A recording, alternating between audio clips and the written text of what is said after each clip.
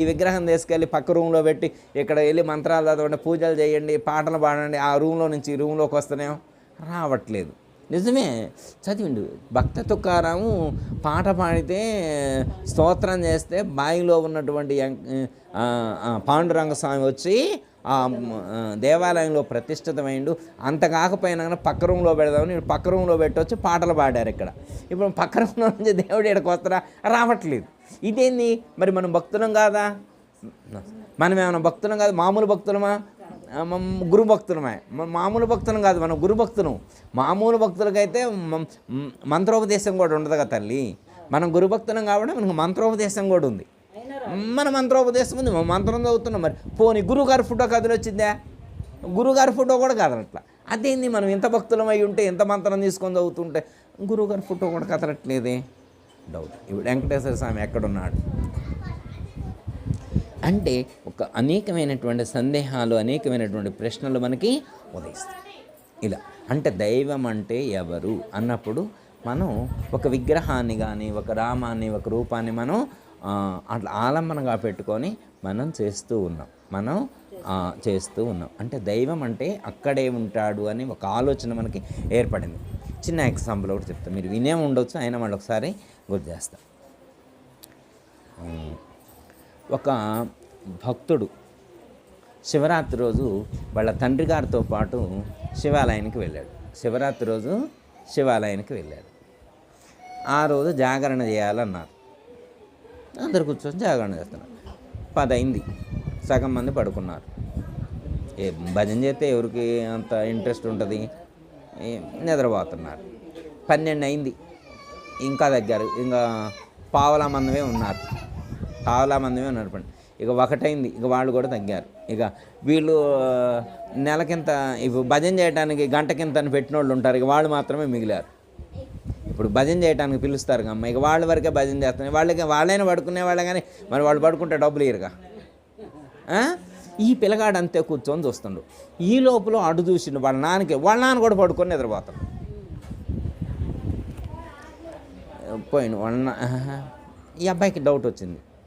ఏంది శివరాత్రి రోజున మరి జాగరణ చేస్తే మంచిదని చెప్పి ఇంతమంది భక్తులు వచ్చారు, 1 అయ్యేసరికి అందరు షట్ డౌన్ అయ్యారు. ఆ డబ్బులు ఇస్తే భజన చేసేవాళ్ళు మాత్రమే మిగిలారు.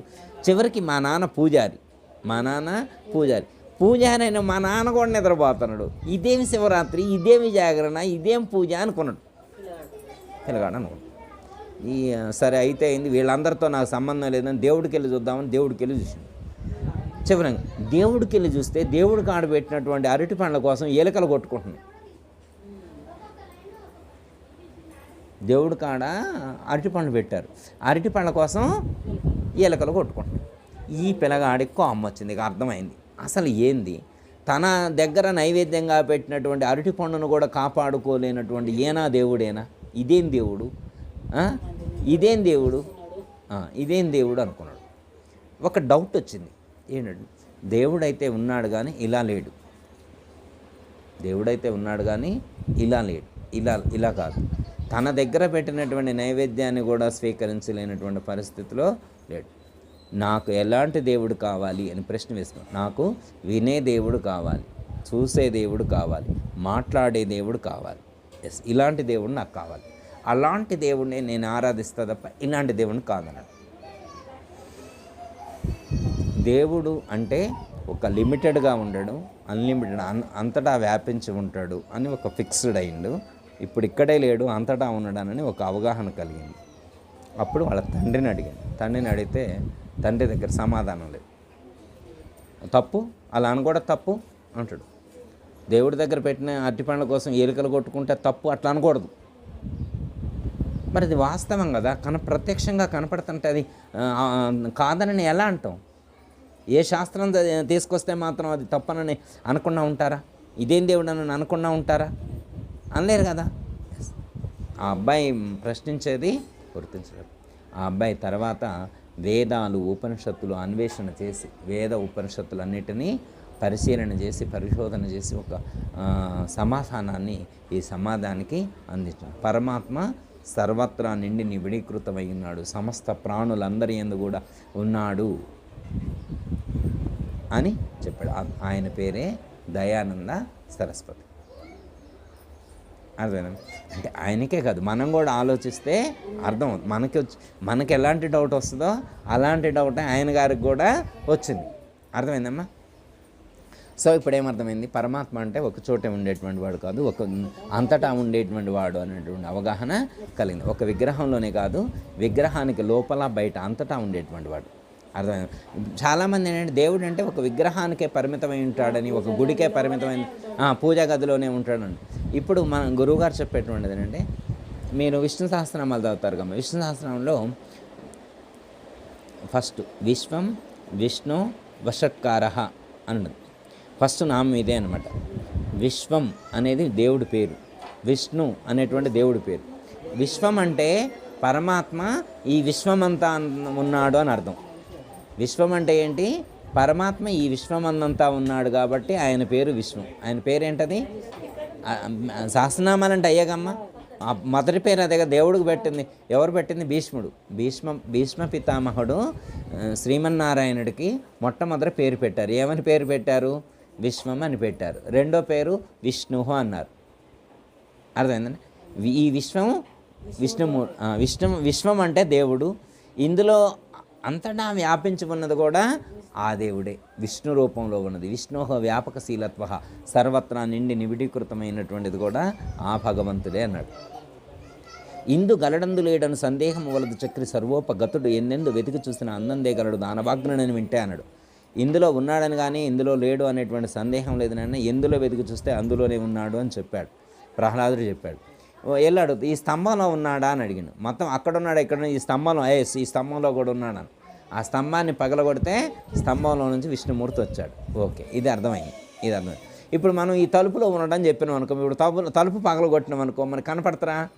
ఇప్పుడు ప్రహ్లాదుడు చెప్పిండని హిరణ్యకశిపుడు వచ్చి చెబితే ఆయన హిరణ్యకశిపుడు పగలగొట్టిండు, స్తంభంలో నుంచి వచ్చిండు. ఇప్పుడు మనం అంతట గలడని చదివినాం అనుకో అమ్మ, ఎందుకంటే ఆ పద్యం మనం చదివినాం అనుకో, భగవద్గీతలో కూడా బహిరంతస్య భూతానామచరం చరమేవచ్చ అని చెప్పారు.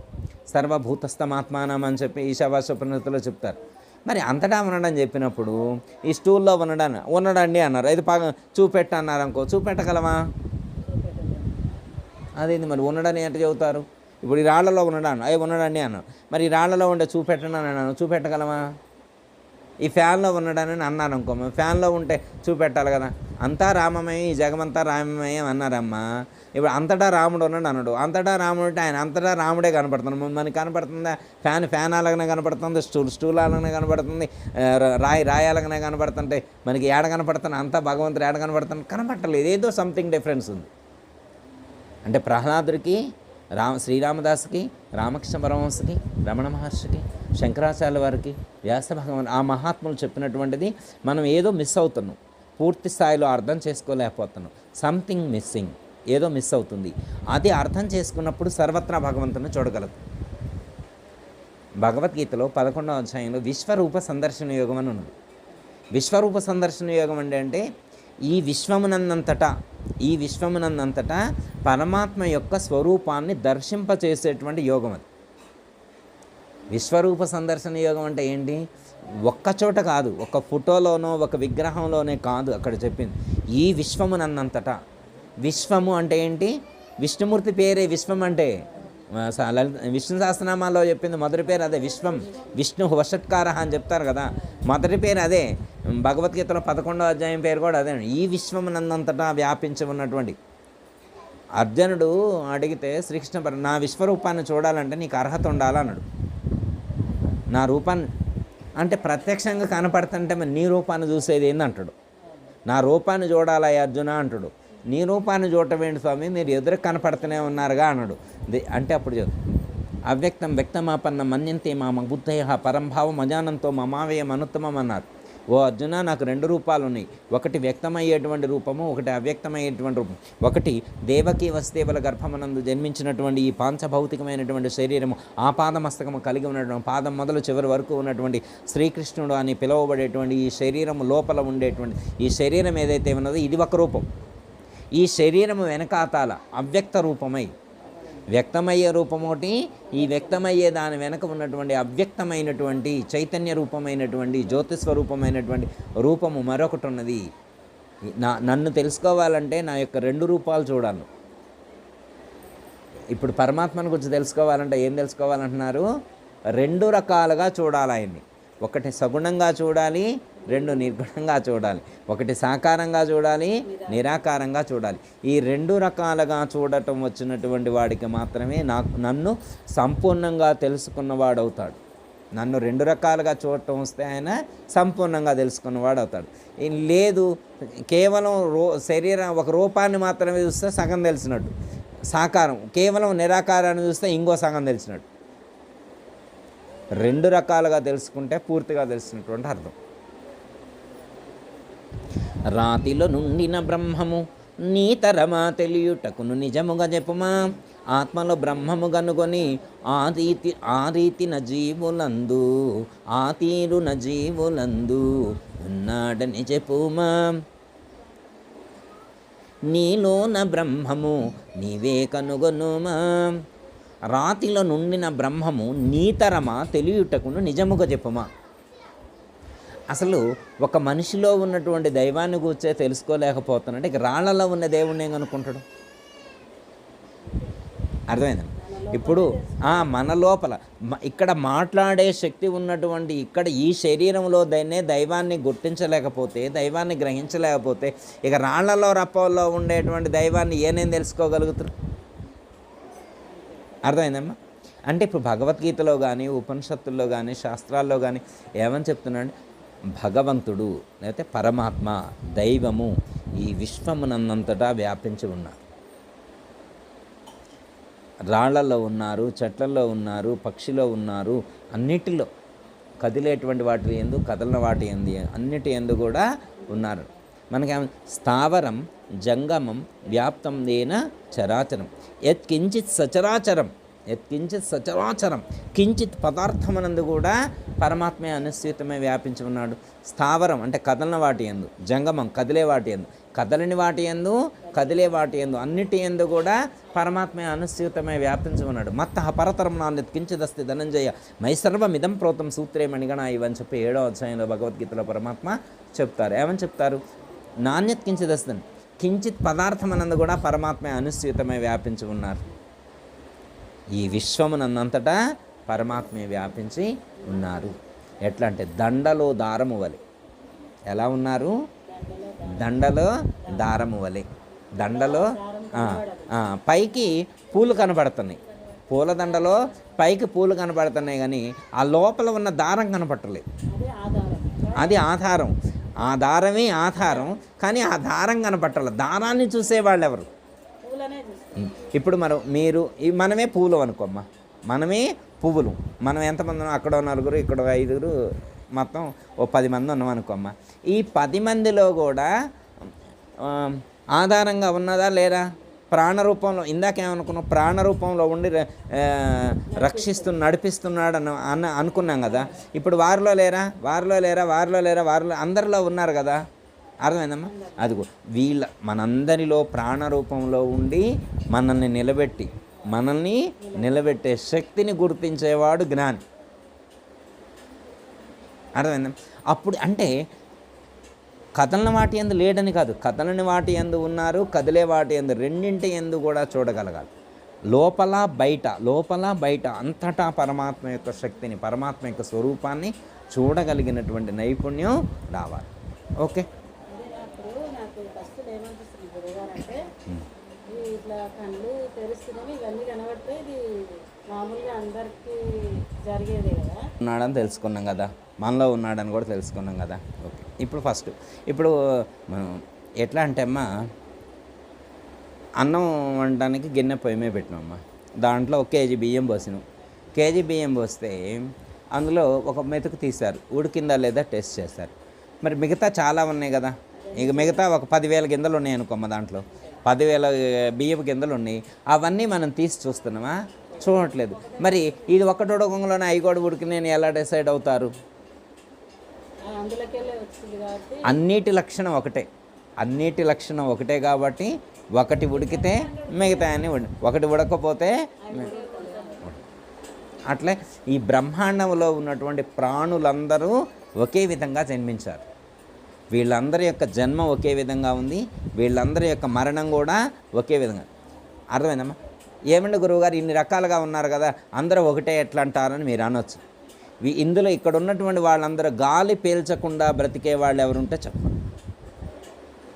అందరి జీవనం ఒకే విధంగా ఉంది అంటే అందరూ గాలి పీల్చుకునే బ్రతుకుతున్నారు అనేది యూనివర్సల్గా నేను చెప్పాను అనుకోమ్మ. కాదు గురువుగారు, మా ఊళ్ళో గాలి పీల్చుకోకుండా బ్రతికే వాళ్ళు చాలామంది ఉన్నారు, కావాలంటే మీరు చూడండి, మీరు ఓ 10 మంది పేర్లు చెప్పండి అమ్మా, వెళ్ళి దండం పెట్టుకుందాం వాళ్ళకి. అంటే వాళ్ళు గాలి అంటే ఈ ప్రపంచం అంటే జోక్గా కూడా పల్లెటూళ్ళలో తిట్టుకోండి గాలోడా అంటారు. గాలోడ వాడు కాదు, అందరూ గాలోడమే. గాలి పీల్చుకొని బ్రతికే వాళ్ళం. గాలివాడంటే ఏంటి అర్థం? తిట్టు కాదు అది, నిజంగా అది కూడా ఒక అర్థమే అనమాట. గాలి పీల్చుకొని బ్రతికేవాడా అని అర్థం గాలి, ఆ అర్థం అనమాట. ఇది అర్థం తీసుకోకుండా వాడు ఒక చోట నిలకడగా లేకుండా అటు ఇటు తిరుగుతున్నాడని ఆ అర్థం తీసుకుంటాడు, అట్లా అనుకుంటాడు. కానీ అసలు మనందరిలో కూడా గాలి ఉంటేనే బ్రతుకుతున్నాం, గాలి వాళ్ళమే, గాలితో బ్రతికే వాళ్ళమే అని గుర్తించేవాడెవరు? తిట్టులో కూడా అర్థమే ఉంది, అర్థంతో ఉంటుంది కాబట్టి మాకు గుర్తించలేక. ఓకే, అందరి జీవితం ఓకే, అందరూ గాలితో జీవించేవాడే, గాలి పీల్చుకొని బ్రతికే అందరం ఓకే. అర్థమైందమ్మా? అందుకే ఒక్క మెతుకు చూస్తే మిగతా మెతుకులన్నిటినీ చూసినట్లే ఒక మనిషిని విచారించితే మిగతా ప్రాణులన్నిటినీ విచారించినట్లే. అందుకే మనకేమని చెప్పండి, ముందు నీ గూర్చి నీవు తెలుసుకో, ముందు నీ గూర్చి నీవు తెలుసుకో, నిన్ను నీవు తెలుసుకో. ఎస్, ఇప్పుడు నా గూర్చి నేను తెలుసుకుందాం అనుకున్నా. నేనంటే ఏంటి, నేనంటే ఏంటో తెలుసుకోవాలి కదా. దేవుడి సంగతి తర్వాత వెళ్దాం, ముందు నా గురించి తెలుసుకోవాలి. ఇప్పుడు విజయలక్ష్మి గారు అన్నారు. విజయలక్ష్మి గారు అంటే ఎవరు అంటే ఏమంటారు? నేనే గురువుగారు, ఇందా చెప్పా కదా నేనే అంట. అవునా కదా? ఏంది గురువుగారు మళ్ళట్టు అడుగుతారు? ఇందా నేను వచ్చినప్పుడే చెప్పాక విజయలక్ష్మి గారు అంటే నేను, ఇప్పుడు విజయలక్ష్మి గారు అంటే నేను అంటారు. అవునా కదా? మరి నేను అని పలుకుతున్నారు కదా. ఆ విజయలక్ష్మి గారు అంటే నేను అని పలికేటువంటి వారు మీరు లోపల ఉన్నారా బయట ఉన్నారా? లేదు గురువుగారు నేను అవతల ఎక్కడ సోఫాలో ఉన్నానని అంటారా? మీరు ఎక్కడ, విజయలక్ష్మి గారు ఇప్పుడు ఎక్కడున్నారు? ఈ శరీరంలో ఉన్నారా లేదా? నేను అని అంటున్నారు కదా. విజయలక్ష్మి గారు అనేటువంటిది శరీరం పేరు తప్ప ఆ లోపల ఉండే నేను అని పలికేటువంటి ఆ నేను అని పలికేటువంటి ఆ పలుకుకి పేరు లేదు. విజయలక్ష్మి గారు అనే పేరు మీ తల్లిదండ్రులు ఈ శరీరానికి పెట్టారు. అర్థమైందమ్మా? మీ శరీరం ఎప్పుడు వచ్చింది? మీ పుట్టినప్పుడు వచ్చింది. కానీ ఈ శరీరం పుట్టకముందే మీరుంటారు. అర్థమైందమ్మా?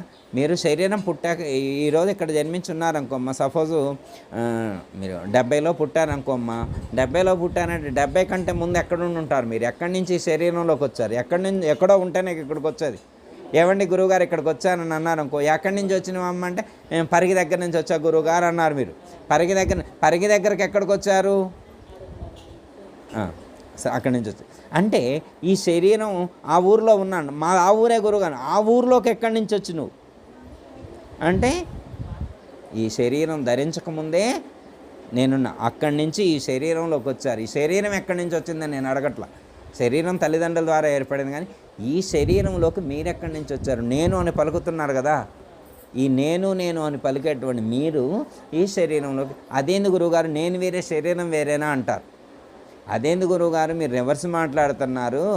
విజయలక్ష్మి గారన్నా నేనన్నా విజయలక్ష్మి గారు రెండు ఒకటే అని అంటారు.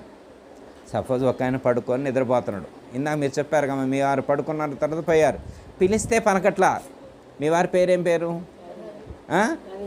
రవీంద్ర గారు. ఇప్పుడు మీ తర్వాత ఎవరో వచ్చి మీ మామగారే వచ్చి రవీంద్రాలే అంటే అంతకుముందు ఏమన్నారు? లేచేవారు. ఇప్పుడు లేవట్లేదు. ఏమైంది? ఇప్పుడు కళ్ళు ఉన్నాయా? చెవులు ఉన్నాయా? ముక్కుందా? పని చేస్తలేదు. ఎందుకని? వాటన్నిటిని వాడుకునే ఆయన లేడు, ఆ ఇల్లుని వాడుకునే ఆయన లేడు. రవీంద్ర గారు ఆ శరీరంలో లేడు. ఆ రవీంద్ర గారు ఆ శరీరంలో ఉండే ఆ చెవులతో వినేవాడు, ఆ కళ్ళతో చూసేవాడు, ఆ ముక్కుతో వాసన ఎరిగేవాడు, ఆ ముక్కుతో నిశ్వాస చేసేవాడు, ఆ నాలుగుతో రుచి ఎరిగేవాడు, ఆ చర్మంతో స్పర్శ ఎరిగేవాడు, అన్నీ చూసేవాడు, అన్నీ గ్రహించేవాడు. ఇప్పుడు మాట్లాడటలేదు. ఏమయ్యాడు? ఆడికెళ్ళాడు? తెలీదు. ఎక్కడి నుంచి వచ్చాడో తెలీదు. ఎందుకు శరీరంలో ఉన్నాడో తెలియదు, ఎందుకు శరీరాన్ని విడిచిపెడుతున్నాడో తెలియదు.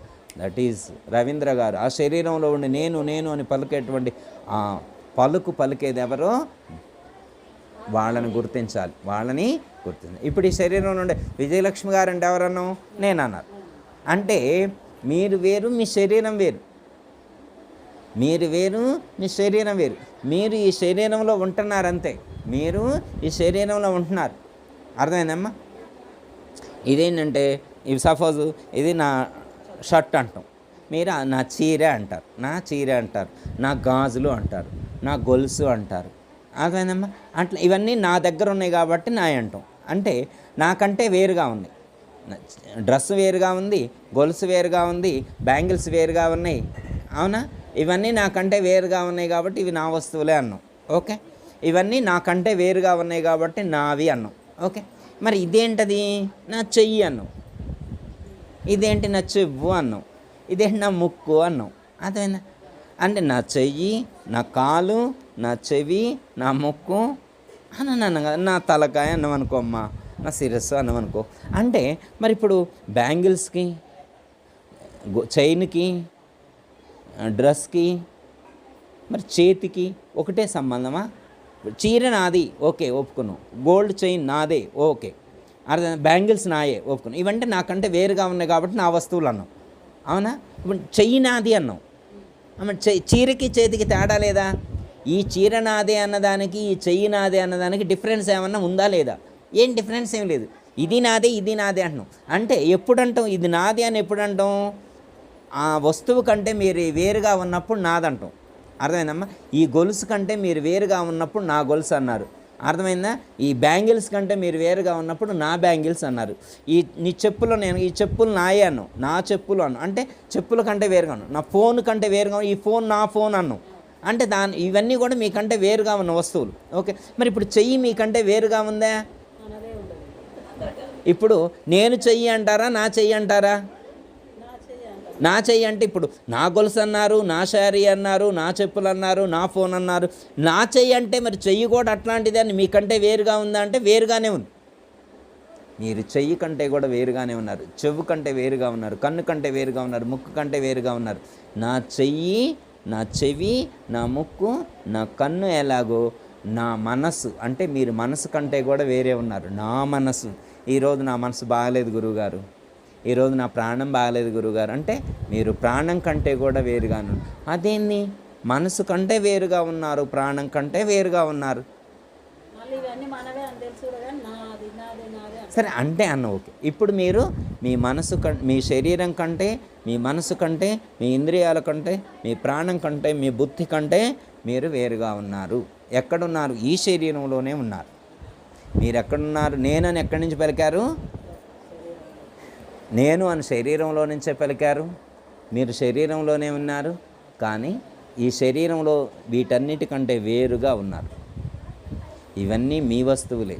ఈ శరీరం కూడా మీదే, కానీ మీరు శరీరం కంటే వేరుగా ఉన్నారు. ఓకే, అయితే ఈ శరీరంలో నేను ఎక్కడ ఉన్నాను ఫస్ట్ తెలుసుకోవాల్సింది. ఎక్కడ ఉన్నానని తెలుసుకోవాలి. ఇప్పుడు మీరు శరీరంలోనే ఉన్నారుగా, బయట ఎక్కడో లేరుగా. అమెరికాలో అయితే లేరుగా అమ్మ, ఈ శరీరంలోనే ఉన్నారు. విజయలక్ష్మి గారు ఈ శరీరంలోనే ఉన్నారు కదా. ఒకసారి మీరు ఒక్క నిమిషం కళ్ళు మూసుకొని మీరు మీ శరీరంలో ఎక్కడ ఉన్నారో ఒకసారి రివ్యూ చేయండి. మీ శరీరంలో మీరు చెయ్యి దగ్గర ఉన్నారా, కాలు దగ్గర ఉన్నారా, కళ్ళ దగ్గర ఉన్నారా, ముక్కు దగ్గర ఉన్నారా, నోటి దగ్గర ఉన్నారా, చెవి దగ్గర ఉన్నారా, ఎక్కడున్నారో ఒకసారి రివ్యూ. మీరు మళ్ళీ దేవుడిని గురించి కాదు ఇక్కడ, నేను నా శరీరంలో ఎక్కడున్నాను. మీ శరీరంలోనైతే ఉన్నారు కదా, డౌట్ అయితే లేదు కదా, అందులో డౌట్ ఏం లేదు కదా. దీనికోసం శాస్త్రాలు చదవక్కలేదు కదా, దీనికి భగవద్గీత చదవక్కలేదు కమ్మా. ఏ అమ్మా, దీనికోసం శాస్త్రాలు చదవక్కలేదు కదా. నేను నా శరీరంలో ఉన్నానని తెలుసుకోవడానికి పుస్తకాలతో పనే ఉందమ్మా. It's the practical experience. అర్థమైందమ్మా? ఒక్కసారి కళ్ళు మూసుకొని నేను ఇట్లా అనుకోండి, నేను నా శరీరంలో ఎక్కడ ఉన్నాను, ఇలా అనుకోండి. తెలుసుకోవాలి. ఇప్పుడు మరి మనం లోపల ఉన్నప్పుడు మరి ఇప్పుడు సపోజ్ అమ్మా ఒక ఆయన గారు ఇంట్లో ఉన్నారంటే ఏడున్నారో పట్టుకోవాలా వద్దా? పిలిస్తే పలుకుతున్నారు, మరి ఎక్కడున్నారో పట్టుకోవాలా వద్దా? ఇప్పుడు విజయలక్ష్మి గారు అంటే పలుకుతున్నారా లేదా? మరి ఎక్కడి నుంచి పలుకుతున్నారు? శరీరంలో నుండే పలుకుతున్నారు, ఉంటేనే పలుకుతున్నారా? లేకపోతే ఏమో గురువుగారు మరి నేను ఇందులో ఉన్ననో లేనో అంటే నాకు తెలియదండి అని అంటమా అని. మీరు ఇందులోనే ఉన్నారు, అందులో ఏమాత్రం కూడా డౌటే లేదు. దీనికి పుస్తకాలు చదవక్కల, దీనికి ధ్యానాలు చేయక్కల. మీరు మీ శరీరంలో ఉన్నారని తెలుసుకోవడానికి పుస్తకంతో పని లేదు, భగవద్గీతతో పని లేదు, పంతులు గారితో పని లేదు, గురువు గారితో పని లేదు. మీరు మీ శరీరంలో ఉన్నారు, పుట్టినప్పటి నుంచి ఇందులోనే ఉన్నారు. మీకు ఎప్పుడో ఒకసారి పరమాత్మ ఇందులో వెకెట్ చేస్తారు, అప్పుడు వెళ్ళిపోతారు. వెళ్ళిపోయేదాకా ఇందులోనైతే ఉన్నారు.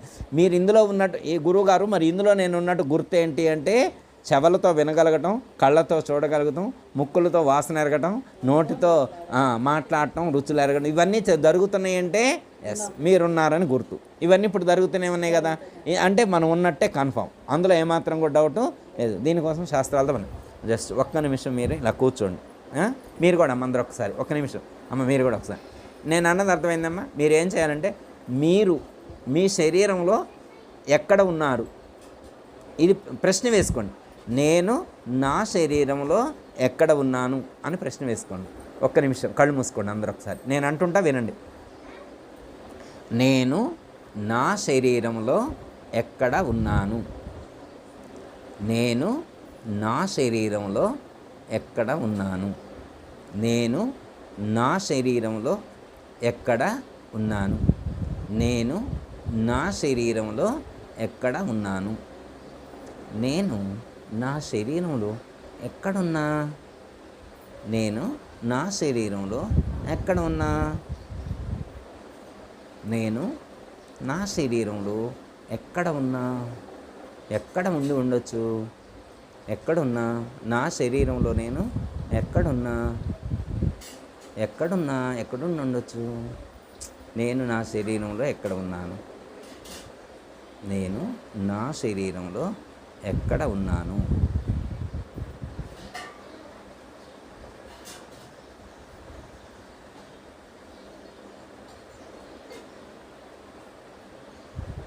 ఓకే అమ్మా. జై గురు, జయతల సద్గురు ప్రభు మహారాజ్.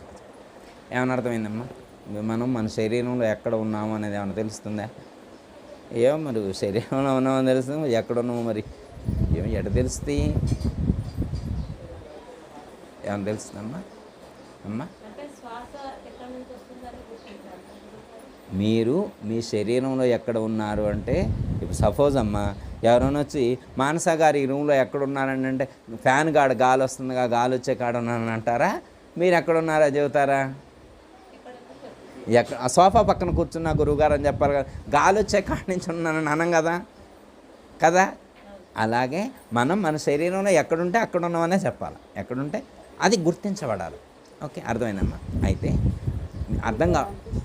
ఓకే అర్థం కావడానికి కొన్ని హింట్స్ మన ఋషులు ఏం చేశారంటే 4 చోట్ల మనకి బొట్టు పెట్టుకోమని చెప్పారు.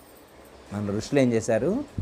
4 చోట్ల బొట్టు పెట్టుకోమని చెప్పారు. ఒకటి ఇక్కడ, ఇది యూనివర్సల్గా మగోళ్ళు అందరూ పెట్టుకుంటారు. ఇది 2 ఇక్కడ బొట్టు పెట్టుకోమన్నారు.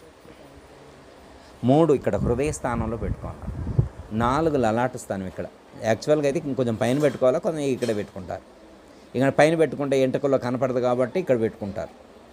ఓకే ఇక్కడ అర్థమైందమ్మా? ఎన్ని చోట్ల బొట్లు పెట్టుకునేది?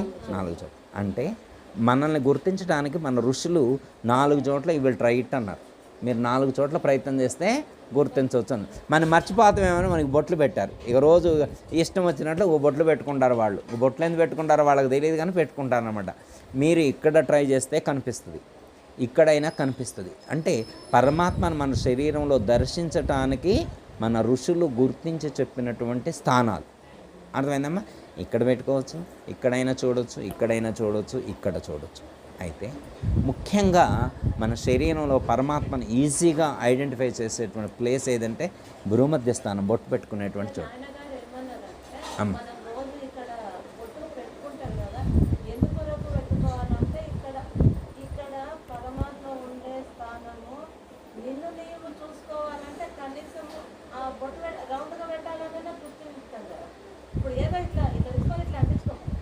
అవును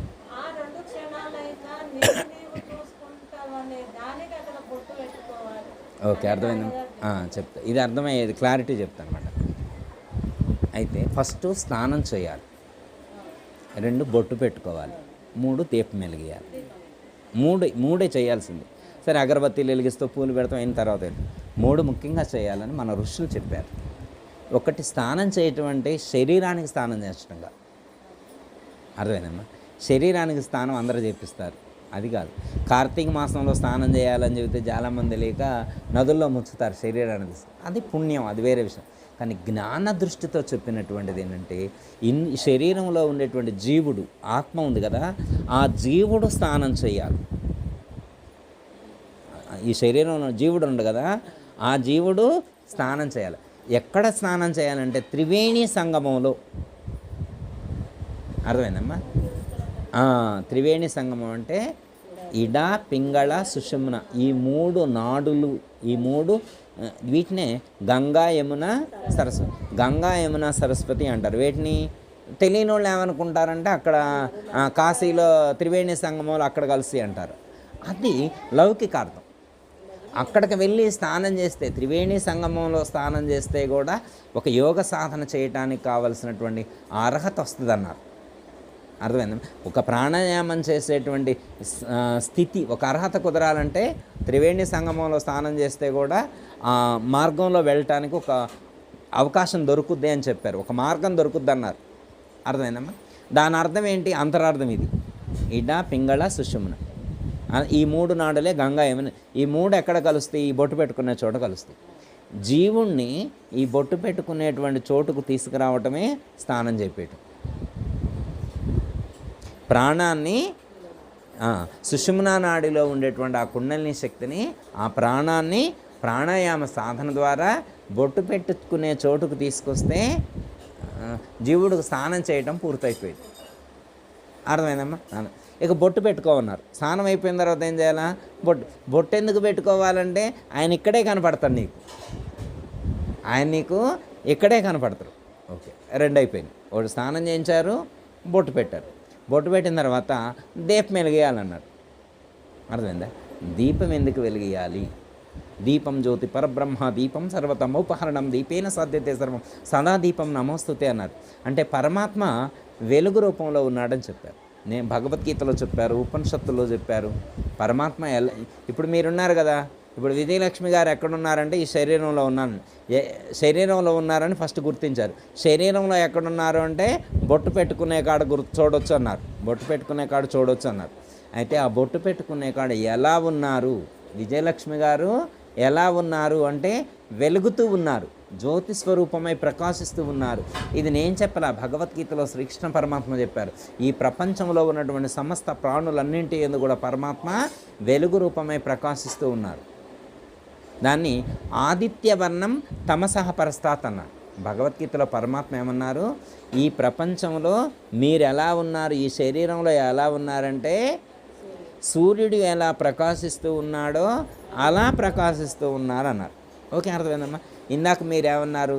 నాకు వెలుగు కనిపిస్తుంది, సూర్యుడిలాగా కనిపిస్తున్నాడు, చంద్రుడిలాగా కనిపిస్తున్నాడు. ఎందుకంటే ఆ సూర్యుడిలాగా చంద్రుడిలాగా కనిపించేది మీరే, ఆత్మస్వరూపం. మీరంటే ఆత్మస్వరూపం, ఈ శరీరం కాదు మీరు. అర్థమైందమ్మా? లోపల వెలుగుతూ కనిపించేటువంటిది ఆత్మస్వరూపం. అంటే అదే దైవం, అంటే అదే దైవం, అంటే అదే.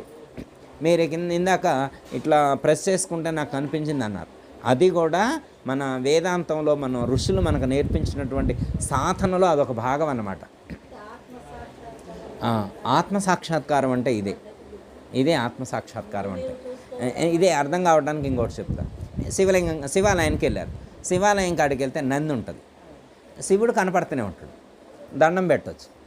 శివుడు కనపడుతుంటే దండం పెట్టారు. మీరు పూజారి గారు వచ్చారు, అట్లాగా దేవుడిని చూడాల్సింది నంది కొమ్ముల మధ్యలో నుంచి చూడన్నాడు. అదేంది పూజారి గారు, మాకు డైరెక్ట్నే కనపడుతుండ కదా, మళ్ళీ నంది కొమ్ముల మధ్యలో నుంచి ఎందుకు చూడాలా? మీకు ప్రశ్న రావాలి కదా, రాదు. ఏమో అయ్యగారు చెప్పిండుగా చూడాలేమని చూస్తాం. అసలు నంది కొమ్ములు డైరెక్ట్ కనపడుతున్నా కానీ మళ్ళీ నంది కొమ్ముల మధ్య నుంచి ఎందుకు చూడాలనే డౌట్ మీకు రాలా? కానీ డైరెక్ట్గానే కనపడుతున్నా మళ్ళీ కొమ్ముల మధ్యలో నుంచి ఎందుకు చూడాలనే ప్రశ్న మనకి వచ్చిద్దా? రాదు. అయ్యగారు చెప్పిండు మనం చేస్తాం అంతే. అంటే మన ఉద్దేశంలో ఏమైనా ఆధ్యాత్మికంలో అయ్యగారికి ఎక్కువ తెలుసాను కదా, ఆయన రోజు గుళ్ళోనే ఉంటాడు కాబట్టి అయ్యగారికి ఎక్కువ తెలియచ్చు కూడా. అయ్యగారు కూడా ఎక్కువ తెలియచ్చు, చెప్పలేము అన్న ఆ ఉద్దేశంతో అయ్యగారు చెప్పిండు కాబట్టి చేయాలి. కానీ అయ్యగారికి ఎవరు చెప్పారు? మన ఋషులు చెప్పారు, వేదంలో చెప్పారు, ఉపనిషత్తుల్లో చెప్పారు. అర్థమైందమ్మా? నంది కొమ్ములు ఇక్కడ ఉంటాయమ్మా. నంది అంటే ఎద్దే కదా, ఎద్దు. ఆ కొమ్ములను అలా ప్రెదర్ చేస్తే ఆ నేత్రాల మీద ప్రెదర్ పడుద్ది అనమాట. కొమ్ములు అంటే కొమ్ములు వస్తామని కాదు అర్థం. మనకి కొమ్ములు లేవు కదా, కొమ్ములు ఉంటే ఆ ప్రెదర్ మన నేత్రాల మీద పడుద్ది అనమాట. అర్థమైందా? మీరు ఇలా ప్రెదర్ చేస్తే అన్నారు కదా ఇందాక, టచ్ చేస్తే మాకు కనిపించింది అన్నారు కదా. అలా టచ్ చేస్తే ఇక్కడ జ్యోతిర్లింగం కనపడుతుంది మీకు. అక్కడ మామూలు శివలింగం, అది అక్కడ మనం పెట్టిన శివలింగం కనపడుతుంది. గుళ్ళో ఏం కనపడుతుంది? మనం ప్రతిష్ఠించినటువంటి శివుడు కనపడుతుంది. ఇక్కడ పరమాత్మ ప్రతిష్ఠించినటువంటి శివలింగం కనపడుతుంది. దేహో దేవాలయో ప్రోక్తో జీవో దేవో సనాతన అని చెప్పారు. అంటే ఏంటంటే దేవుడు నిర్మించిన దేవాలయం ఇది. అది మనం కట్టిన గుడి, ఇది భగవంతుడు కట్టిన గుడి. అది అక్కడ మనం పెట్టిన దేవుడు ఉన్నాడు, ఇక్కడ భగవంతుడు పెట్టిన దేవుడు ఉన్నాడు. ఇప్పుడు ఏది విలువైందంటే మనం అది విలువైంది అంటారు. సమాజంలో వాళ్ళు ఏమంటారు? అది విలువైందని ఆడికెళ్తారు. ఇప్పుడు దేవుడు కట్టిన గుడి గొప్పదా, మనం కట్టిన గుడి గొప్పదా? దేవుడు కట్టిన ఇప్పుడు మనం కట్టిన గుడిలో దేవుడు ఉంటాడో ఉండడో చెప్పలేం. మనం కట్టిన గుడిలో దేవుడు ఎంతవరకు ఉంటాడో చెప్పలేం. కానీ దేవుడు కట్టిన గుడిలో ఖచ్చితంగా ఉంటాడు. దేవుడు కట్టిన గుడిలో దేవుడు ఖచ్చితంగా ఉంటాడు. అందులో ఏమాత్రం కూడా సందేహం లేదు. ఓకే, ఇప్పుడు దేవుడు ఇందులో ఉన్నాడు, ఆయన కట్టిన గుడి. ఇలా ప్రెదర్ చేస్తే మీకు కనిపించేటువంటిది జ్యోతిర్లింగం. అంటే ఇది నిజమైన జ్యోతిర్లింగాన్ని దర్శించడం అంటే ఇది ఆత్మలింగం అంటారు. గోకర్ణం వెళ్ళటం కాదు, ఆత్మలింగ దర్శనం అంటే గోకర్ణం వెళ్ళటం కాదు. అర్థమైందమ్మా? ఆ గోకర్ణ క్షేత్రం ఇదే. అర్థమైందమ్మా?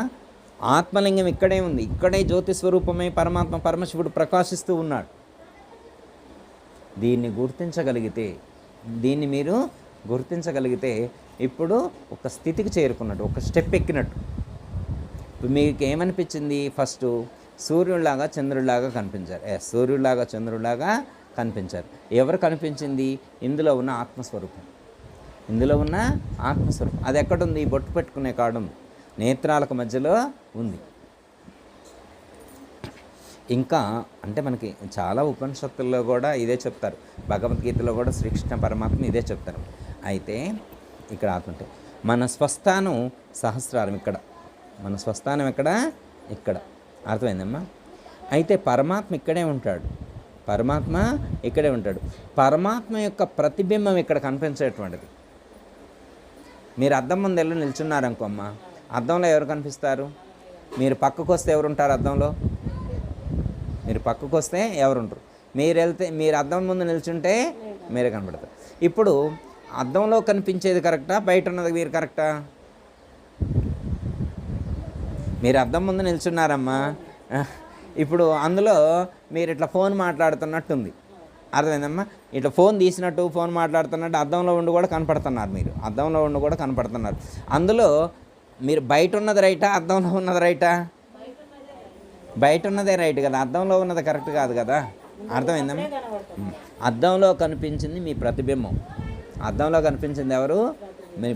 మీ అసలు స్వరూపమే బయట ఉన్నారు, అద్దానికి బయట ఉన్నారు. అర్థమైందమ్మా? మీ అసలు స్వరూపం ఇక్కడ సహస్రార చక్రంలో ఉంటుంది, మాడి దగ్గర. భూమధ్య స్థానమునందు ఆ పరమాత్మ యొక్క ప్రతిబింబం జీవుడు ఇక్కడ ఉండేది. అర్థమైందమ్మా? సహస్రార చక్రంలో పరమాత్మ ఉంటాడు మాడి దగ్గర. ఇక్కడ కనిపించేటువంటిది భూమధ్యంలో కనిపించేటువంటిది పరమాత్మ. అద్దంలో కనిపించిన ప్రతిబింబం లాంటిది భూమధ్యంలో రిఫ్లెక్ట్ అవుతుంది. ఆ వెలుగు ఇక్కడ మీకు కనపడుతుంది అనమాట, రిఫ్లెక్ట్ అవుతుంది. అర్థమైందమ్మా?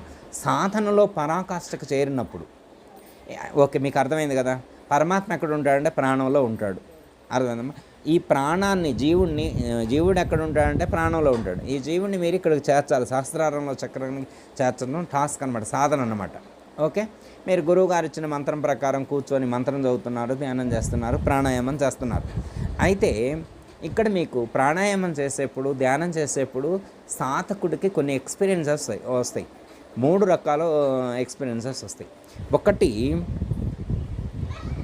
చిత్కళలు అంటారు, 2 దశవిధనాథాలు అంటారు. అర్థమైందమ్మా?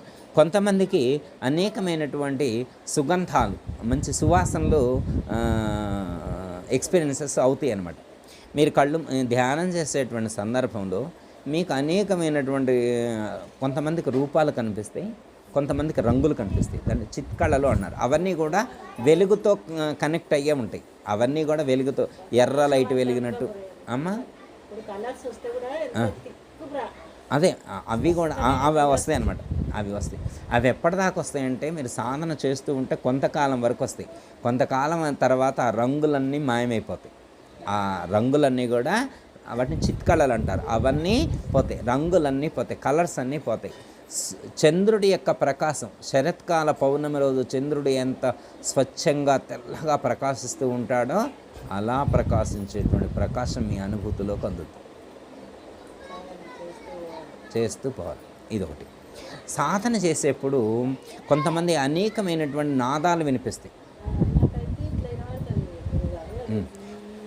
ఒకటి జుయ్యి అంటదమ్మా, ఒకరికైతే గంట శబ్దం వస్తుంది, ఓంకారం శబ్దం వస్తుంది, రకరకాల గజ్జలు.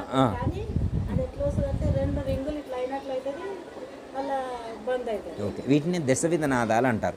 ఇవన్నీ ధ్యానం చేసేటువంటి ప్రారంభ దశలో వస్తాయి సాధకుడికి. అర్థమైందమ్మా? ఫస్ట్ రంగులు కనిపిస్తాయి కొంతమందికి, కొంతమందికి నాదాలు వినిపిస్తాయి, కొంతమందికి నాదాలు వినిపిస్తాయి. ఓకే, అట్లా చేసినప్పుడు ఫస్ట్ నేను అనేది ఒకటి వినబడుతుంది. ఇప్పుడు చేస్తుంటే మళ్ళీ రీసౌండ్ వచ్చినట్టుగా ఇట్లా లోపలికి వెళ్ళి రీసౌండ్ వచ్చినట్టుగా. ఓకే, అయితే అమ్మ ఈ నాదాలు కూడా కొంతకాలమే వినపడతాయి. అర్థమైందమ్మా? కొంతకాలం అయిన తర్వాత కొంతమందికి ధ్యానం చేస్తూ ఉంటే మంచి సుగంధం, మంచి పువ్వులు, మంచి అంటారే పరిమళాలు. అర్థమైందమ్మా? మల్లెపూల వాసన కానీ కొంతమందికి అమ్మ, మీకని కాదు, లోకంలో కొంతమందికి మంచి చందనం. అర్థమైందమ్మా? అట్లే మంచి మంచి పుష్పాలు ఉంటాయి కదా, దైవ సంబంధమైనటువంటి పుష్పాలు, వాటికి సంబంధించినటువంటి వాసనలు కూడా వస్తాయి. కొంతమందికి దృశ్యాలు కనబడతాయి, రూపాలు కనబడతాయి, కొంతమందికి నాదాలు వినిపిస్తాయి, కొంతమందికి వాసనలు కనిపిస్తాయి, స్పృశిస్తాయి, కొంతమందికి మహిమలు వస్తాయి, కొంతమందికి మహిమలు వస్తాయి. ఎలా వస్తాయి అంటే ఈ ధ్యానం చేసే వాళ్ళకి వచ్చేవి అన్నమాట ఇవన్నీ కూడా. సపోజ్ అబ్బాయి ఎగ్జామ్కు పోతున్నా మంచి ఆశీర్వాదం, నువ్వు ర్యాంకు నీకు వచ్చిందంటే వాడికి వచ్చేస్తానమాట. అర్థమైందమ్మా? మంచి ఉద్యోగం కోసం వెళ్తున్నాడు, మంచి ఉద్యోగం దొరుకుతుందంటే వస్తామాట. అంటే మనం ఏదంటే అది జరిగి తీరుతుంటుంది. ఇది మహిమ అన్నమాట. నా విషయంలో ఆమెకు వచ్చిన అనుభవాలు నాకు తెలియదు, కానీ ఇవి మాత్రము కంపల్సరీ ఖచ్చితంగా మనస్ఫూర్తిగా అది అనుకున్న మాత్రం అట్లేదు. అట్లా అయినప్పుడు నాకేమనిపిస్తుంది అంటే సరే నేను మంచిని కోరుకుని ఆలోచిస్తా. నేను ఒకటమ్మా, ఒకటి మంచి మనసుతో మంచి సంకల్పం చేస్తే మంచి జరుగుతుంది. అర్థమైందమ్మా? ఆధ్యాత్మిక మార్గంలో ఏ భక్తుడు కూడా ఎవరికైనా కానీ ఇబ్బంది జరగాలని అసలు ఎవరు కోరుకోరు. అసలు ఒకటి ఫస్ట్ ఫండమెంట్ అండి, ఎవరికి ఇబ్బంది కలగకూడదు, అందరూ బాగుండాలి. నేను బాగుండాలా, మా కుటుంబం బాగుండాలా, మన చుట్టూ ఉన్నటువంటి వాళ్ళందరూ బాగుండాలి అనేటువంటి ఒక మంచి మనసుతో ఉంటారు కాబట్టి వాళ్ళకి మంచి జరుగుద్దమ్మా. అర్థమైందమ్మా? ఇప్పుడు ఇంకో మాట చెప్తారమ్మా, మనకి గురుగీతలో చెప్తారు, మంత్రమూలం గురోర్ వాక్యం అని చెప్పారు. విన్నారమ్మా? మంత్రమూలం ధ్యానమూలం గురోర్మూర్తి చెప్తారు కదా. అట్లా దాంట్లో ఒక వాక్యం ఏముంది, మంత్రమూలం గురు. అర్థమైందమ్మా? గురువు మాట్లాడేటువంటి ప్రతి మాట కూడా మంత్ర సమానమే. ఈయన వేరే మంత్రాలు చదవక్కర్లేదట, గురువు గారు వేరే మంత్రాలు చదవక్కర్లేదు. గురువు మాట్లాడే ప్రతి మాట మంత్ర సమానమే అవుతుంది, అంత శక్తితో ఉంటుంది అని చెప్పారు. అర్థమైందమ్మా? అదే నేను అనేది, అలాంటి మహాత్ముల యొక్క వాక్కు ఫలించి తీరుద్ది అందులో. అయితే వారి వాక్యాన్ని అనుసరించి అడుగులు వేసేటువంటి వాళ్ళకు కూడా అంత శక్తి వస్తుంది. అర్థమైందమ్మా? గురువుకి ఎంత శక్తి ఉంటుందో, గురువుని నమ్ముకొని ఆ గురువు యొక్క వాక్యానుసారంగా వారు ఏం చెప్తే అది చేసేటువంటి వాళ్ళకు కూడా అంత సిద్ధి, అంత శక్తి వస్తుంది. ఇక్కడ ఏంటంటే ధ్యానం చేసేటువంటి వాళ్ళకి ఆటోమేటిక్గా అలాంటి మహిమలు వస్తాయి, శక్తులు వస్తాయి అన్నమాట. కొన్ని శక్తులు, కొన్ని సిద్ధులు వస్తాయి అన్నమాట. అలాంటి సందర్భంలో సాధకుడు అక్కడ ఆగిపోకూడదు. అర్థమైందమ్మా? కొంతమంది ఏం చేస్తారంటే వెంటనే దుకాణం తెచ్చుకొని కూర్చుంటారు. అర్థమైందా? బోర్డు పెట్టుకొని కూర్చుంటారు. ఇక అందరికీ తీర్పులు చెప్తుంటారు, సంకల్పాలు చెప్తుంటారు, తాయితలు ఇస్తుంటారు, అర్థం కుంకుమ ఇస్తారు, విభూతి ఇస్తుంటారు. ఇవేంటంటే ఇక సాధన అక్కడితో ఆగిపోయింది, వాడు ఇక ముందుకు వెళ్ళలేరు. అర్థమైందమ్మా? అందుకని ఆధ్యాత్మిక మార్గంలో ధ్యానం చేసేప్పుడు రంగులు కనిపించినా, శబ్దాలు వినిపించినా, నాదాలు వినిపించినా, లేదా వాసనలు అనుభూతికి వచ్చినా కానీ, మహిమలు కనిపించినా కానీ ఆగకుండా, వాటి యందు భ్రాంతి పడకుండా ముందుకు వెళ్ళేటువంటి ప్రయత్నం చేయాలి. మోక్షాన్ని చేరాలి అంటే ఇంకోటి, ఇప్పుడు ఇలా ధ్యానం చేస్తూ ఉంటే మీరు ఇంకో ఎక్స్పీరియన్స్ చెప్పారు. దుర్గాదేవి కనిపించింది అన్నారు. దుర్గాదేవి కనిపించవచ్చు, వెంకటేశ్వర స్వామి కనిపించవచ్చు, కానీ ఇక్కడ మనకు కనిపించాల్సింది ఏంటంటే జ్యోతి స్వరూపం కనిపించాలి. దేవుడు అంటే దుర్గాదేవి లాగా లేడు. ఫస్ట్ చెప్పుకున్నాం మనం. ఏమని చెప్తున్నాం? దేవుడు అంటే రూపం లేదు దేవుడికి. మనం పెట్టుకున్నాం రూపం. మనం ఒక రూపాన్ని పెట్టుకున్నాం. దేవుడికి రూపం లేదు, నామం లేదు. నామ రూపాలు లేనటువంటి వాడు దేవుడు. దేవుణ్ణి నిన్ను నీవెనుంగవు నీవిప్పటికెట్టివాడు నీ తెలిపిన నీ కావెర్రి బోతలెందుకు కావున దేవుణ్ణి ఇదిగో కనుగొనబోయి. నామరూప కర్మలేవోయి? నామరూప కర్మలు లేవు. నామము, రూపము, కర్మ, నటన లేనటువంటి వాడు దేవుడు. నామ, రూప, కర్మ, నటన ఉంటే దేవుడు కాదు. అర్థమైందమ్మా? అందుకని మనం ఏం చేయాలంటే, రూపం వస్తే ఈ రూపం, ఆ రూపాన్ని కనపడేట్టు చేసేది ఎవరు, అది చూడాలి. అర్థమైందమ్మా? రూపం వస్తే కూడా దేవుడు కాదు. అర్థమైందమ్మా? రూపం కూడా బంధహేతువే. చెప్తాము, ఒక్క మాట చెప్తే, ఇక్కడ రామకృష్ణ పరమహంస వారు కాళికాదేవిని ఆరాధించేవారు. అర్థమైందా? కాళికాదేవిని ఆరాధించేది ఎట్లంటే, కళ్ళు మూసుకుంటే కాళికాదేవి కనిపించేది, కళ్ళు తెరిచినా కాళికాదేవి, కళ్ళు మూసినా కళ్ళు తెరిచినా కాళికామాతే కనిపించేటువంటిది రామకృష్ణ పరమహంస వారికి. అయితే తోతాపూరి చెప్తారన్నమాట, మోక్షం రావాలి అంటే ఆ రూపం బంధహేతు అవుతుంది. కాళికాదేవి కనిపించినా కానీ నీకు మోక్షం రాదని చెప్పారు. మరి ఎట్లా తీసేసుకోగలుగుతాడు అంటే, నీకు గురువు కావాలి అని చెప్తారు. నాకు గురువు వద్దు, అమ్మవారే నాకు ప్రత్యక్షంగా కనపడుతుంటే మళ్ళీ నాకు గురువు ఎందుకు అంటాడు? గురువు లేకుండా భ్రాంతి రహితం కాదు. గురువు లేకుండా భ్రాంతి రహితం కాదు నాయన అని చెప్తే, మరి ఎట్లా? మీరే ఆ గురువుని చూపెట్టండి అంటే, అప్పుడు కాళికా అమ్మవారే తోతాపురి రూపంలో వచ్చి రామకృష్ణ పరమహంసకి ఆ భ్రాంతిని తొలగించింది. అంటే నామ రూపాలతో కూడి ఉన్నటువంటి ఆ కాళికాదేవి ఎవరైతే ఉన్నారో ఆ కాళికాదేవి నీకు బంధహేతువు. ఆ కాళికాదేవి నీకు మోక్షాన్ని ఇవ్వదు. మోక్షాన్ని ఇవ్వాలంటే ఈ నామ రూపాలకు వెనకాతాల ఉన్నటువంటి ఆ జ్యోతి స్వరూపం ఏదైతే ఉన్నదో ఆ జ్యోతి స్వరూపమే కాళికాదేవి స్వరూపంగా నీవు గుర్తించు అని చెబితే, అప్పుడు నామరూపాలకు అతీతమైనటువంటి ఆ స్వరూపాన్ని అనుభూతి చెందటం ద్వారా రామకృష్ణ పరమహంసకి బంధరాహిత్యమైంది. అర్థమైందమ్మా? మనకు కూడా ఒక రూపం కనిపిస్తే ఆ రూపం బంధహేతు అవుతుంది. కాబట్టి మనం ఆ రూపం దేవుడు కాదు. అర్థమైందమ్మా? రూపం దేవుడు కాదు. అర్థమైందా? ఆ రూపానికి వెనకాతాల ఉండేవారు దేవుడు. అర్థమైందమ్మా?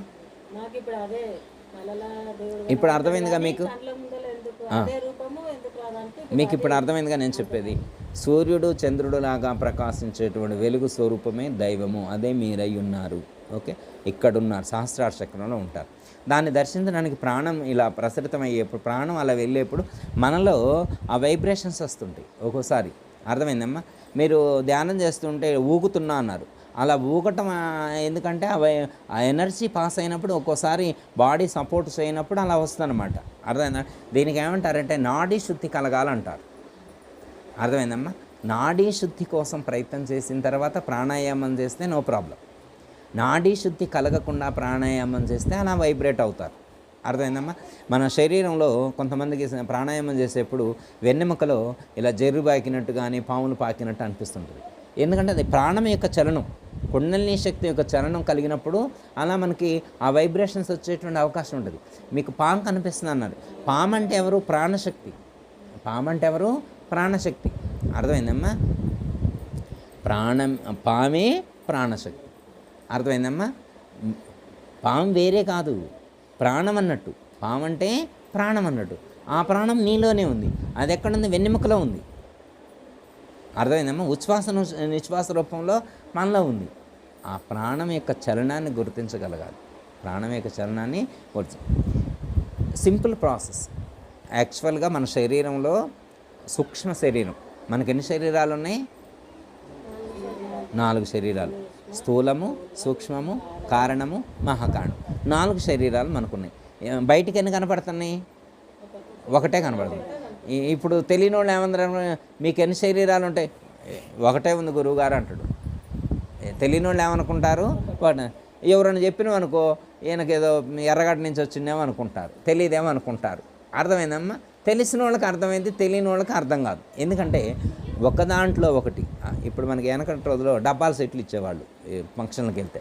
డబ్బాల సెట్ పెద్ద చెట్లు, పెద్ద డబ్బాలో చిన్న డబ్బా, ఇంకో డబ్బా అందులో, ఇంకో డబ్బా అందులో, ఒక దాంట్లో ఒకటి దిగేసినట్టుగా ఇప్పుడు ఈ స్థూల శరీరం, దీంట్లో ఇంకోటి దిగేస్తే సూక్ష్మ శరీరం, దాంట్లో ఇంకోటి దిగేస్తే కారణ శరీరం, దాంట్లో ఇంకోటి దిగేస్తే అందులో మనం ఉంటాం. డబ్బాల సెట్ లాగా ఉంది శరీరం. అర్థమైంది? అయితే మన శరీరంలో మనకు సూక్ష్మ శరీరంలో సుషుమ్నా నాడి ఉంది. ఆ సుషుమ్నా నాడి, సూక్ష్మ శరీరంలో ఉన్నటువంటి సుషుమ్నా నాడిలో 7 శక్తి కేంద్రాలు ఉన్నాయి. 7 శక్తి కేంద్రాలు: మూలాధారము, స్వాదిష్టానము, మణిపూరకము, అనాహతము, విశుద్ధి, ఆజ్ఞ, సహస్రారం అనేటువంటి 7 చక్రాలు ఉన్నాయి. వీటిని 7 శక్తి కేంద్రాలు అన్నారు. మన శరీరంలో చాలా శక్తి ఉన్నాయి, కానీ ఈ శరీరం మొత్తాన్ని నడిపించేటువంటిది 7 చక్రాలు. ఈ శరీరాన్ని స్థూల శరీరాన్ని నడిపించేటువంటిది లోపల ఉన్నటువంటి సూక్ష్మ శరీరం. అవునమ్మా? ఇప్పుడు ఆ సూక్ష్మ శరీరంలో సుషుమ్నా నాడి ఉంది. ఆ సుషుమ్నా నాడిని ఆశ్రయించుకొని 7 చక్రాలు ఉన్నాయి. ఓకే. ఆ సూక్ష్మ శరీరంలో ఉన్నటువంటి సుషుమ్నా నాడిలో ఉన్నటువంటి ఆ శక్తి ఏదైతే ఉన్నదో, ఆ ప్రాణశక్తి ఏదైతే, ఆ ప్రాణశక్తిని ఇక్కడ సహస్రార చక్రంలో ఉన్నటువంటి పరమాత్మ దగ్గరకు తీసుకురావాలి. అర్థమైందమ్మా? అయితే ఎవరైతే అక్కడికి తీసుకొస్తారో వాళ్ళకి టాస్క్ కంప్లీట్గా ఈ జన్మకి ఎందుకు వచ్చినామంటే అది చేయటానికి వచ్చింది. అది వదిలిపెట్టి అన్నం వండుకోవటం, అర్థమైందమ్మా, ఇడ్లీలు వండుకోవటం, దోశలు పోసుకోవటం, డబ్బులు సంపాదించుకోవటం, పనులు చేసుకోవటం, ఫంక్షన్లకు వెళ్ళటం, ఎంటర్టైన్మెంట్ ప్రోగ్రామ్స్ ఇవి చేస్తున్నారు. అసలు చేయాల్సింది వదిలిపెట్టినాం. ఈ లోకంలోకి వచ్చిన పరమాత్మ మనకు శరీరాన్ని ఇచ్చినందుకు అది చేయటానికి, అది వదిలిపెట్టి ఇవన్నీ చేస్తున్నారు. ఎంతమందికి తెలుస్తుంది అసలు ఎందుకు వచ్చినవి అన్నది? ఎందుకు వచ్చినవో కూడా తెలియకుండా తిరుగుతున్నారు.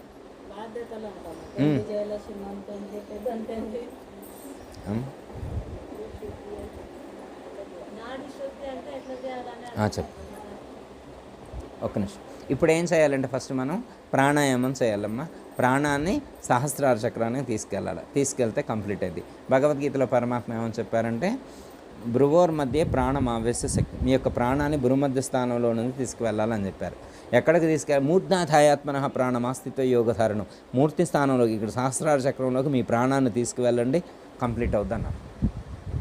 ఈ లోకంలో జన్మించినందుకు, ఈ జన్మ తీసుకున్నందుకు, ఒక గురువును ఆశ్రయించినందుకు ఈ సాధన చేస్తే కంప్లీట్ అవుద్ది అన్నారు. అది చేస్తే మీకు ఆ రోజు మీకు ఎప్పుడైతే మీ యొక్క ప్రాణం సహస్రార చక్రంలోకి ప్రవేశిస్తుందో అప్పుడు మీకు ఇంకా రూపాలు కనపడవు, నాదాలు వినిపించవు, ఎలాంటి వాసనలు కనిపించవు. మీకు దివ్యమైనటువంటి అనుభూతి కలుగుతుంది. బ్రహ్మానందం పరమసుఖదం కేవలం జ్ఞానమూర్తి అని చెప్తారు కదా, అలాంటి దివ్యమైనటువంటి బ్రహ్మానంద అనుభూతి మీకు కలుగుద్ది. ఆ రోజు మీకు ఎప్పుడైతే దివ్యమైనటువంటి బ్రహ్మానందానుభూతి కలిగిందో ఆ రోజు మీ మనవరాలు మీ దగ్గరకు తీసుకొచ్చి, నాయనమ్మ నీకు జిలేబీ ఇష్టంగా తినంటే నాకు తినాలనిపించలేదు అంటుంది. అర్థమైందమ్మా? లేకపోతే ఫోన్ చేసి, పిన్నామా నాకు బిర్యానీ నువ్వు చేస్తే చాలా ఇష్టం, ఒకసారి వచ్చి చేసి పెట్టమంటే నీకు ఇంకా బ్రహ్మానందం కలగలేదని అర్థం. అర్థమైందమ్మా? సమస్త రసరుచులన్నింటినీ మరిపించేటువంటిది ఈ యొక్క ఆనందం. అర్థమైందమ్మా? అర్థమైందిగా టాస్క్? సహస్రార చక్రంలోకి ప్రాణాన్ని పంపిస్తే టాస్క్ కంప్లీట్ అవుతుంది. ఓకే. జయతల సద్గురు మహారాజ్. అందరికీ జై గురు. మరిన్ని ఆధ్యాత్మిక రహస్యాల కోసం అచల బోధ, ఆత్మబోధ, భగవద్గీత, అలాగే పండుగల్లో దాగిన అర్థాలు, అంతరార్థాల కోసం మరియు యోగము, ధ్యానము మొదలైన అనేక ఆధ్యాత్మిక తెలుగు ప్రవచనాల కోసం క్రింద ఉన్నటువంటి రెడ్ కలర్ సబ్స్క్రైబ్ బటన్ను క్లిక్ చేయండి. అలాగే ప్రక్కనే ఉన్నటువంటి గంట సింబల్ను నొక్కండి. అలాగే ఈ వీడియో మీకు నచ్చినట్లయితే లైక్ చేయండి మరియు షేర్ చేయండి. జై గురు.